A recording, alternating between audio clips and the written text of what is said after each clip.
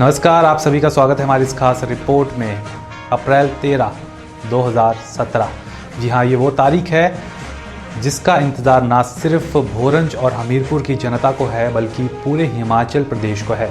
13 अप्रैल 2017 यानी भोरंज विधानसभा के लिए हुए उपचुनाव के फैसले की तारीख।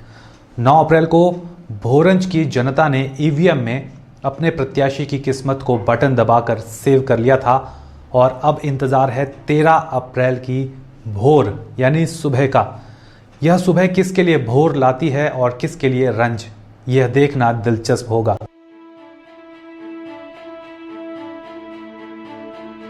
पंद्रह नवंबर 2016 ये वो तारीख है जिस दिन हमीरपुर की राजनीति का एक अहम किरदार इस दुनिया को छोड़कर चला गया।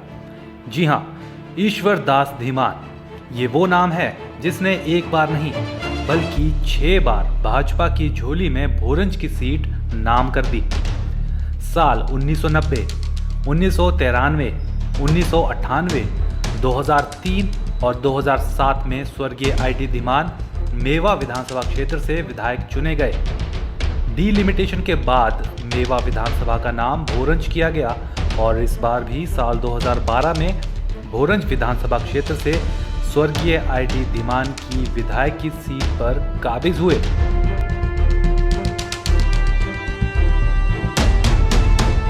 बहरहाल 15 नवंबर 2016 के दिन पूर्व शिक्षा मंत्री और 6 बार भोरंज के विधायक आईटी धीमान इस दुनिया से चल बसे और उनके जाने के बाद भोरंज का सियासी पारा चढ़ने लगा। ब्यूरो रिपोर्ट, होलस्टार टीवी। भारत के प्रमुख दल भाजपा और कांग्रेस भोरंज की सीट के लिए अपने अपने प्रत्याशियों के नामों पर माथापच्ची करने लगे। कांग्रेस ने पहले प्रेम कौशल का नाम एआईसीसी को भेजा।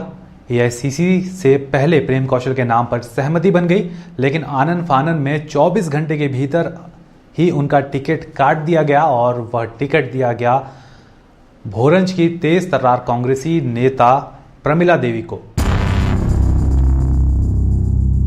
24 घंटे के अंदर कांग्रेस के भोरंज प्रत्याशी का टिकट कटना भोरंज विधानसभा क्षेत्र में चर्चा का विषय बना।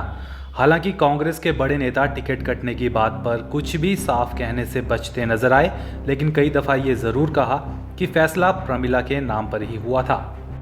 यही टिकट तय था, इसी को मिलना था, उसी को मिल गया, आगे चले। मतलब कि आम सहमति जो थी वो प्रमिला जी के ऊपर ही थी, लेकिन कंफ्यूजन में ऊपर से जो लेटर आया उसमें अब मैंने जो कहा ना था वो कह दिया, इट वाज कंसेंसस। तो आपको जैसे पहले तो आपको ही आपके ऊपर ही लगी थी स्टेप कि आप ही इस बार इलेक्शन लड़ने वाले हैं, उसके लिए कुछ आपको है कुछ की? इस विषय में मंच में जब मैं भाषण दूंगा उसमें बात करूंगा। कांग्रेस पार्टी को कोई नुकसान नहीं है। कांग्रेस पार्टी की अपनी रणनीति थी और जहां उनको लगा कि जो उचित उम्मीदवार है उसको टिकट दिया गया है। मैं कहता हूं कि जितने भी उम्मीदवारों ने अप्लाई किया था वो सब सक्षम है, पर सब में जो ठीक लगा वो कांग्रेस पार्टी ने या कांग्रेस हाईकमान ने टिकट दिया है। टिकट कटने के मुद्दे पर पत्रकारों की क्या राय है, आइए सुनते हैं। मुझे लगता है इस टिकट के पीछे कोई ना कोई कांग्रेस के बीच कन्फ्यूज़न रही है, क्योंकि जो सूचना थी वो 2 प्रत्याशियों के वहाँ पे केंद्रीय हाईकमान को नाम भेजे गए थे और हिमाचल के दोनों नेताओं की उस पर सहमति बनाने का प्रयास किया गया था, प्रदेशाध्यक्ष सुखविंदर सुक्खू और मुख्यमंत्री वीरभद्र सिंह। लेकिन जैसे ही प्रेम कौशल के टिकट को अनाउंस हुआ, मुझे लगता है दूसरा गुट बहुत सक्रिय हो गया दिल्ली में और अंबिका सोनी को उन्होंने मैनेज करा और उसके बाद अंबिका सोनी ने फीडबैक वीरभद्र से लिया होगा, रात को पूछा होगा क्या वो किसी महिला का जो नाम है, क्या वो जो वहाँ लीडर ऑफ अपोजिशन है उनके घर पे क्या वो 2 बार जिला परिषद की सदस्य निर्वाचित हो चुकी हैं। मुझे लगता है ऐसा जब दिल्ली से प्रेशर क्रिएट किया गया होगा दूसरे लोगों द्वारा, तब बाद में अंततः वीरभद्र सिंह ने भी इस पे सहमति जताई और टिकट बदला गया। मेरा ये कहना है कि टिकट बांटने से पहले उद्योग मंत्री मुकेश अग्निहोत्री भोरंज विधानसभा क्षेत्र का दौरा करके गए थे और उस समय आपदा प्रबंधन बोर्ड के राजेंद्र राणा और उन्होंने भी सिफारिश की थी प्रमिला की, और एक पार्टी का ग्रुप नहीं चाहता था कि प्रेम कौशल को टिकट मिले और आखिर में मुकेश अग्निहोत्री ने टिकट बदलने में इस क्षेत्र में प्रमुख भूमिका रही है। टिकट बदलने के पीछे जो भी कारण रहा हो, कांग्रेस के अंदर और बाहर दोनों तरफ से ये बात जरूर उठने लगी कि कहीं टिकट बदले जाने से हमीरपुर कांग्रेस का एक खेमा नाराज ना हो जाए। भीतर घात का डर कांग्रेस को था और भीतर घात हुआ भी। कांग्रेस से जुड़े डॉक्टर रमेश डोगरा बागी तेवरों के साथ इंडिपेंडेंट कैंडिडेट के रूप में खड़े हो गए, लेकिन कई दफा ये देखा गया कि प्रेम कौशल जिन्हें पहले टिकट मिला था वे खुलकर प्रमिला देवी के पक्ष में वोट मांगते नजर आए। अभी आप जा रहे हैं जैसे वोटिंग के लिए? बिल्कुल, पूरी सक्रियता के साथ पार्टी के जो प्रत्याशी प्रमिला हैं उनकी विजय के लिए काम करूंगा। कांग्रेस तो अपने प्रत्याशियों का ऐलान कर चुकी थी और अब बारी थी भाजपा की। भाजपा के सामने कई नाम थे, अंतर कलह का डर भाजपा को भी था। आखिरकार भाजपा ने फैसला लिया और भोरंज विधानसभा क्षेत्र से 6 बार विधायक रहे पूर्व शिक्षा मंत्री आईडी धीमान के बेटे डॉक्टर अनिल धीमान को टिकट थमा दिया। अनिल धीमान कुछ महीना पहले ही अपनी नौकरी से इस्तीफा देकर चुनावी दंगल में उतरने का मन बना चुके थे। मुझे लगता है भारतीय जनता पार्टी बहुत पहले डिसाइड कर चुकी थी कि मास्टर जी के बाद, गुरु जी के बाद टिकट उनको दिया जाए। वो जीवित रहते या देहांत हुआ उनका, दोनों ही विकल्पों में अनिल धीमान को भाजपा ने प्रत्याशी बनाना था। ये पार्टी शायद बहुत पहले तय कर चुकी थी। डॉक्टर अनिल धीमान के टिकट को लेके कन्फ्यूजन कोई नहीं था। इनका तो पिछले चुनावों में भी नाम चला था, लेकिन तब शायद भाजपा ने कोई रिस्क नहीं लिया था और ऐन मौके का उन्होंने इंतजार किया। अनिल धीमान को टिकट मिलने के बाद उनके खिलाफ चुनाव लड़ने वाले प्रत्याशियों को बैठे बैठे एक मुद्दा मिल गया। जी हाँ, मुद्दा था परिवारवाद का। खुद भाजपा के अंदर भी ऐसी बातें उठने लगी कि जो पार्टी राष्ट्रीय स्तर पर परिवारवाद के मुद्दे पर सालों से कांग्रेस को घेरती आई है, वो खुद किसी शख्स को सिर्फ इस बात पर कैसे टिकट दे सकती है क्योंकि उनकी योग्यता सिर्फ 6 बार विधायक रहे आईडी धीमान का बेटा होना है। इसी बीच खबर आई कि भाजपा के साथ सालों से जुड़े पवन कुमार ने बागी तेवर दिखा दिए हैं और वे भी निर्दलीय प्रत्याशी के रूप में चुनाव लड़ रहे हैं। भाजपा छोड़ दी है। स्पष्ट जनता को हम बता देना चाहते हैं कि जनता ने जो विश्वास और भरोसा जताया है, हम उसी के अनुरूप कार्य करेंगे। क्योंकि जनता में जब ये सुगाड़ शुरू में मेरे बारे में फैलाया गया, कभी बताया गया जी कि अनिल धीमान के कवरिंग कैंडिडेट होंगे, बाद में बातें चली कि ये पार्टी का कार्यकर्ता तक नहीं है, ये सारी बातें मेरे बारे में फैलाई गई। तो उस वक्त जनता ने हमें कहा कि पवन जी आप बताइए कि इसमें आपका स्टैंड क्या है। तो जनता ने मुझे कहा कि पवन जी, भोरंज की जनता जो है विकल्प तलाश रही है और विकल्प के रूप में जनता, भोरंज की 90,000 जनता की नज़रें जो है वो आपके ऊपर हैं। पवन का मैं समझता हूँ कि जब ऐसे बाई इलेक्शन होते हैं तो इसमें जो आज़ाद या अपनी पार्टी से नाराज़ होकर जो ऐसे इस तरीके से चुनाव लड़ते हैं तो जनता उनके ऊपर ज़्यादा ध्यान नहीं देती है। अच्छा, आपको लगता नहीं कि भाजपा पे ज़्यादा असर, वो काटेंगे वोट ज़्यादा उनके? नहीं, काटेंगे वोट तो मे भी काट भी सकते हैं, बट उतना ज़्यादा असर नहीं मुझे लगता है। परिवारवाद के मुद्दे को भाजपा के विरोधी दलों ने अच्छी खासी हवा दी। लगभग हर रैली, हर सभा और हर प्रेस कॉन्फ्रेंस में भाजपा के विरोधी भोरंज में भाजपा को परिवारवाद के मुद्दे पर घेरते नजर आए। आज के यहाँ के युवा ने नारा निकाला है कि परिवारवाद हटाएंगे, प्रमिला को जिताएंगे। तो परिवारवाद का जो मुद्दा बन चुका है भारतीय जनता पार्टी के अंदर कि एक ही परिवार को बार बार मौका मिल रहा है। अब किसी गरीब घर से कोई अगर व्यक्ति आगे आना चाहता है, समाज के लिए कुछ करना चाहता है, तो उसको कोई भी पार्टी मौका देना नहीं चाहती है। और कांग्रेस पार्टी ने भी ये साबित किया कि महिलाओं की सिर्फ बात ही नहीं करी, आरक्षण की बात नहीं करी, महिलाओं को मौका भी दिया। भाजपा के खिलाफ परिवारवाद का मुद्दा परेशानी का सबब बन चुका था, इसलिए पूर्व मुख्यमंत्री और नेता प्रतिपक्ष समेत कई भाजपा के नेता इस मुद्दे पर काउंटर अटैक करते नजर आए। प्रोफेसर धूमल ने तो कांग्रेस को आड़े हाथों लेते हुए कहा कि जो पार्टी खुद परिवारवाद का एक बहुत बड़ा उदाहरण है, वो कैसे यह आरोप दूसरों पर लगा सकती है। तो एक्चुअली वो हमारे ऊपर नहीं आक्षेप कर रहे हैं, कांग्रेस की अंदरूनी लड़ाई बड़ी तेज है। कुछ लोग सोनिया पर अटैक कर रहे हैं, बहाना धीमान की सीट का ले रहे हैं, क्योंकि वो कहते हैं नेहरू से लेकर इंदिरा गांधी से लेकर राजीव गांधी से लेकर सोनिया गांधी, राहुल गांधी, आगे अगर संभव हो कोई और गांधी, तो उनको लगता है कि ये परिवारवाद है। ठीक इसी प्रकार से शिमला हिमाचल प्रदेश में भी वीरभद्र जी, उनकी धर्मपत्नी, उनके बेटे पर तो ये अपनी लड़ाई लड़ रहे हैं। पंजाबी में कहावत है, रोंदी यारा नू लेके ना भरावा दा। भाजपा के लिए आप क्या समझते हैं कि परिवारवाद का मुद्दा क्या उनके लिए प्रॉब्लम थी इन चुनावों में? भोरंज उपचुनाव में भाजपा के पास एकमात्र वही डॉक्टर नील दीवान ही प्रत्याशी थे, तो इतना मुझे लगता नहीं कि वहाँ परिवारवाद का मुद्दा इतना हावी रहेगा। ठीक है। भोरंज उपचुनाव दोनों ही राष्ट्रीय पार्टियों भाजपा और कांग्रेस के लिए प्रतिष्ठा का सवाल बन गया। कांग्रेस के प्रदेश अध्यक्ष सुखविंदर सिंह सुक्खू का यह गृह जिला है, तो वहीं दूसरी ओर भाजपा के कद्दावर नेता पूर्व मुख्यमंत्री और नेता प्रतिपक्ष प्रेम कुमार धूमल भोरंज विधानसभा के समीरपुर गांव से ही आते हैं। साथ ही इस चुनाव में प्रतिष्ठा जुड़ी हुई थी मुख्यमंत्री वीरभद्र सिंह की। जनता उनके 4 साल के कार्यकाल पर भी अपनी मोहर लगाने वाली है। पूर्व मुख्यमंत्री का गृह विधानसभा क्षेत्र होने के नाते भाजपा के लिए भोरंज की सीट जीतना या हारना बहुत से मायने रखता है। भोरंज की जीत या भोरंज की हार साल के अंत में होने जा रहे विधानसभा चुनावों को भी प्रभावित करेगी। भाजपा के साथ साथ पूर्व मुख्यमंत्री प्रेम कुमार धूमल और मुख्यमंत्री वीरभद्र सिंह की प्रतिष्ठा भी दांव पर लगी है।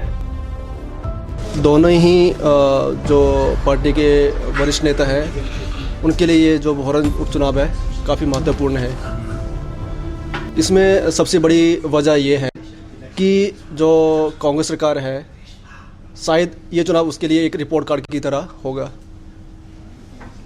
लोगों में अपने विकास के दम पर वो कितना विश्वास बना पाई है, इसका आकलन इससे हो जाएगा। दूसरी तरफ अगर हम बीजेपी की बात करें तो सबको ज्ञात है कि ये मेवा कॉन्स्टिट्यूंसी रही है, डीलिमिटेशन के बाद ही भोरंज बनी है। तो जो डीलिमिटेशन के बाद जब भोरंज बना है तो इसमें मैक्सिमम पंचायतें जो है वो वमसन की गई हैं, जहाँ से पूर्व मुख्यमंत्री श्री प्रेम कुमार धूमल जी संबंध रखते हैं।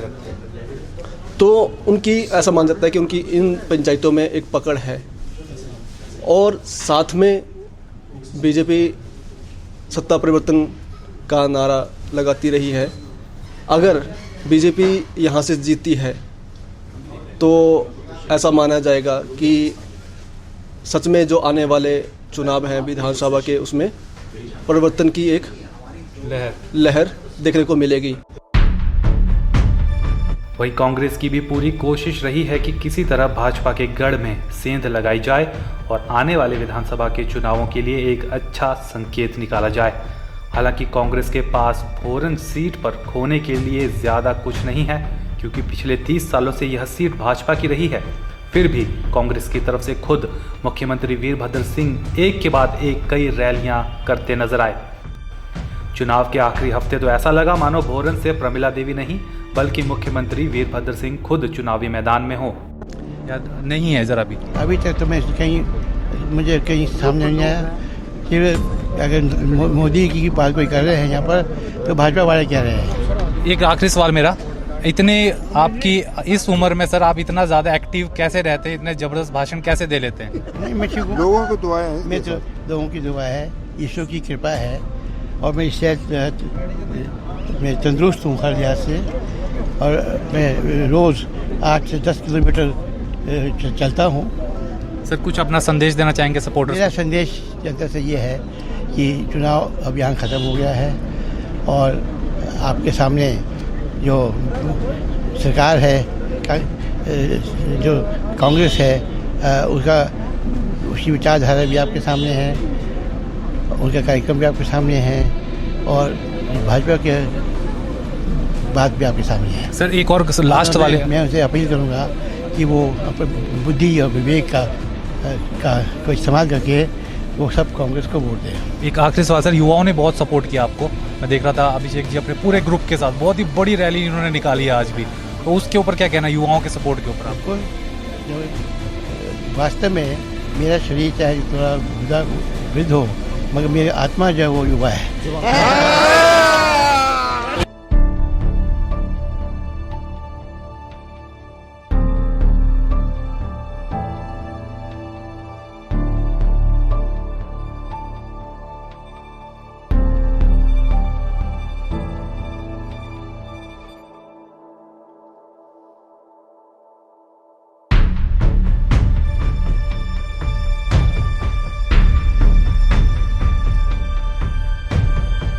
बहरहाल दोनों ही पार्टी के नेताओं पूर्व मुख्यमंत्री प्रेम कुमार धूमल और मुख्यमंत्री वीरभद्र सिंह ने ताबड़तोड़ रैलियां और नुक्कड़ सभाएं करके जनता को अपने पक्ष में वोट डालने की अपील की।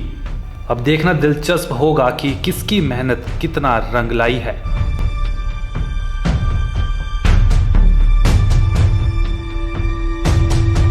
बहरहाल एक तरफ मुख्यमंत्री वीरभद्र सिंह और दूसरी तरफ पूर्व मुख्यमंत्री और नेता प्रतिपक्ष प्रेम कुमार धूमल, दोनों दिग्गजों ने भोरंज की सीट के लिए कई नुक्कड़ सभाएं और रैलियां की। खुद भाजपा के प्रत्याशी अनिल धीमान और कांग्रेस की प्रत्याशी प्रमिला देवी ने इस चुनाव के लिए दिन रात एक कर दिए। निर्दलीय प्रत्याशियों ने भी भोरंज की जंग जीतने के लिए एड़ी चोटी का जोर लगा दिया। इस चुनाव में आपदा प्रबंधन बोर्ड के उपाध्यक्ष राजेंद्र राणा के बेटे अभिषेक राणा ने भी बढ़ चढ़कर रोड शो के माध्यम से कांग्रेस का प्रचार किया। तो वहीं पूर्व बीसीसीआई अध्यक्ष और हमीरपुर सांसद अनुराग ठाकुर ने भी रोड शो कर अपना शक्ति प्रदर्शन भाजपा के प्रत्याशी के पक्ष में किया। भोरंज का वोटर शांत रहा। हमारी टीम ने जगह जगह लोगों से यह जानने की कोशिश की कि भोरंज में किसकी भोर होगी, किसका रंज होगा, तो लोग कुछ भी साफ साफ कहने से बचते नजर आए। पूरे हिमाचल की तरह और भोरंज की जनता की तरह हमें भी इंतजार है 13 अप्रैल की सुबह का, जब ईवीएम के अंदर दफन भोरंज की जनता का जनादेश सबके सामने आएगा। तब सामने आएगा कि किसकी होगी भोर और किसका होगा रंज। इस वक्त तो प्रत्याशियों के दिल का हाल कुछ इस तरह का ही होगा। ये रात और ये दूरी, तेरा मिलना है जरूरी। ये रात और ये दूरी, तेरा मिलना है जरूरी। के दिल मेरा धक धक डोले, दीवाना लिए जाए हिचकोले। के दिल मेरा धक धक डोले, दीवाना लिए जाए हिचकोले। ये रात और ये दूरी, तेरा मिलना है जरूरी। Bureau report, Polestar TV. ये थी भोरंज के फैसले से एक दिन पहले की हमारी खास रिपोर्ट। आपको ये रिपोर्ट कैसी लगी हमें आप बता सकते हैं। इसी तरह के कार्यक्रमों को, डॉक्यूमेंट्री फिल्म्स और अन्य कार्यक्रमों की डिटेल जानने के लिए पोल स्टार टीवी के फेसबुक पेज को आप लाइक कर सकते हैं। आप ये रिपोर्ट हमारे यूट्यूब चैनल पर भी देख सकते हैं। सर्च बॉक्स में टाइप कीजिए Polestar TV, POLESTAR TV, और आपको हमारे द्वारा अपलोड की गई वीडियोस दिख जाएंगी। पोल स्टार टीवी के यूट्यूब चैनल को आप सब्सक्राइब कीजिए और देश में कहीं भी हिमाचल से जुड़ी खबरें और कार्यक्रमों का आप मज़ा ले सकते हैं और अपने जो चाहने वाले हैं उनको भी आप बता सकते हैं। चलिए तो भोरंज में 13 अप्रैल की भोर का इंतज़ार करते हैं, देखते हैं किसकी हुई वहाँ भोर और किसके हिस्से आया रंज। इस कार्यक्रम को देखने के लिए आप सभी का बहुत बहुत शुक्रिया। मुझे यानी मुकेश ठाकुर को दीजिए इजाज़त। नमस्कार।